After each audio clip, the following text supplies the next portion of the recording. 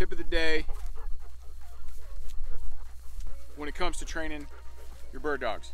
You got a tick?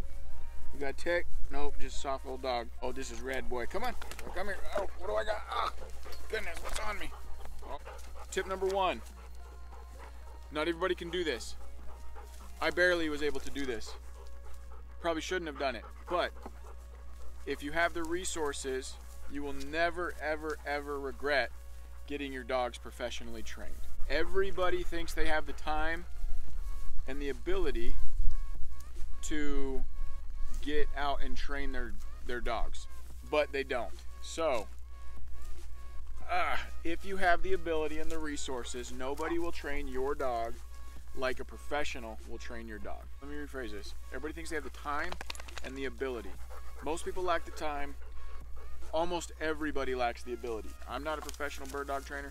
I enjoy doing it now for fun. I'm not paid to do it by anybody. Having a professional train your bird dog, you will never, ever, ever regret it. Now, if you don't have the resources to do it, usually in my case, it cost a couple grand per dog. It was a 6-week program. They got a lot of work, proper bird introduction. They had very proper gun introduction. Can't emphasize enough, everybody thinks they know how to introduce their dogs to a gun, and people blow it. And that is so dumb. Very important that one introduces their dog to a gun properly, and professionals know how to do it. There's a million different ways out there that you've probably seen, but there's only one way that I've seen that I really, really like.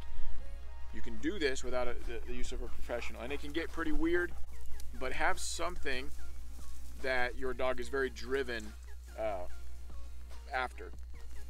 You could probably use a ball, probably use other things. I typically use frozen chucker. If I have a dog that I'm working with, I will freeze a pheasant or freeze a quail or freeze or whatever, and then I make sure they're very driven and very focused on that thing, usually over a couple days, and then I start very far off. I'm talking 200-300 yards off.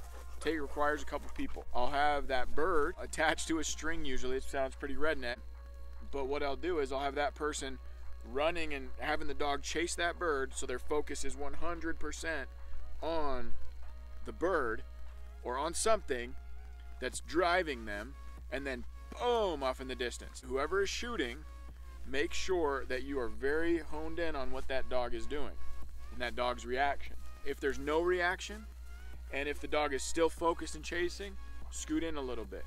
Take it 25, 50 yards max at a time. Boom. Only do not shoot that gun unless the dog is 100% running and chasing that bird or that thing. And this can get Western if you don't have access to birds or pigeons or something that's live. Go freeze a bird, go throw it, get them super pumped on that bird, on that frozen chucker, quail, pheasant, whatever, and then get a buddy, go running through the brush, and start very far in the distance and work your way in over several days, like several days. Take a week, take 2 weeks. The last thing you want is a gun-shy dog. I think that is very, very hard to break. I don't know how I got off on this tangent, but if you have the resources, hire a professional. If you don't, I think gun introduction is the most sensitive part, most important part to breaking and training these bird dogs. As I've mentioned before, is to create a community that has pro bird dogs, so that the things that we've grown up loving to do, we're able to pass on to our children and their children, with dogs that are equally as good as the dogs that we've had in the past and that we have now. Take your time training your dog. Do it right. Nothing more frustrating than hunting with a bad dog. Almost nothing more rewarding than hunting with an amazing dog. When that dog locks up on point, ooh, exactly where you want it to, flushes the bird, doesn't move, boom, you hammer that bird and then it brings it back to you. Come on, bud. Almost nothing more rewarding. Pro bird dogs, here we go.